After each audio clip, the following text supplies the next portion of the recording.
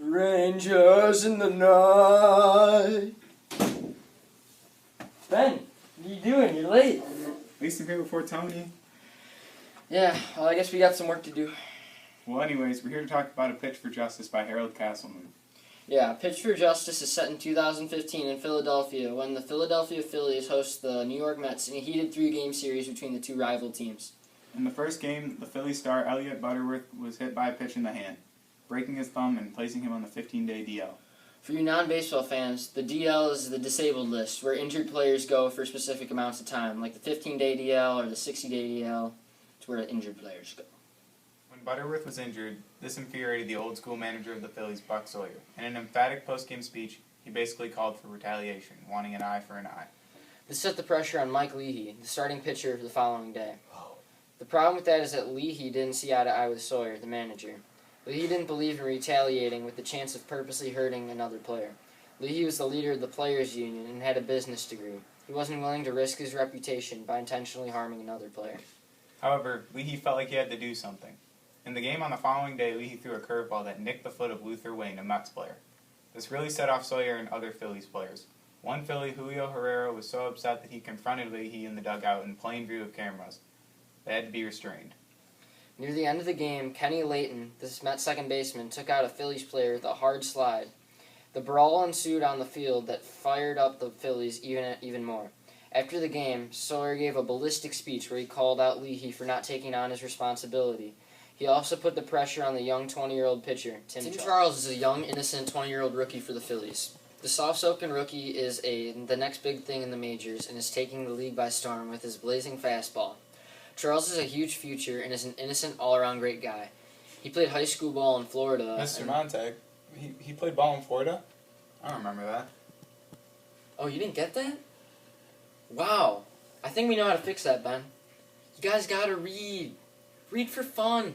Read the newspaper. Read some books other than what we read in class and for this project. You gotta read, guys. Well, anyways, Tim Charles debated whether he should hit a player on purpose, but was undecided going into the game. In the sixth inning, with Kenny Layton up to bat, Charles threw a 95-mile-per-hour fastball at Layton's head. Layton was unable to get out of the way, and the ball struck him in the forehead where he wasn't protected by a helmet. Layton was rushed to the hospital and died the following day as a result of the brain trauma. This became a nationwide news story and was a debated topic if Charles should be banned by the MLB or even arrested. Many people voiced their opinions on the debated topic, but nobody was adamant in their point of view other than Teresa Layton, the widow of the deceased Kenny Layton. After the death of her husband, Teresa Layton was on a mission to ensure that Charles would spend the rest of his life in jail. She began publicly demanding that Charles be arrested and be found guilty of murder. With many calling for Charles' arrest, the DA office put County Prosecutor Jaime Brooks in the charge of the case. After researching the situation, Brooks announced that he would arrest Charles. Jaime Brooks, the prosecutor, took on the challenge of the difficult case. Brooks was a lifelong Phillies fan, so he battled with the idea that he was hurting the Phillies' playoff chances. However, Jaime was a dedicated prosecutor and was eager to serve justice.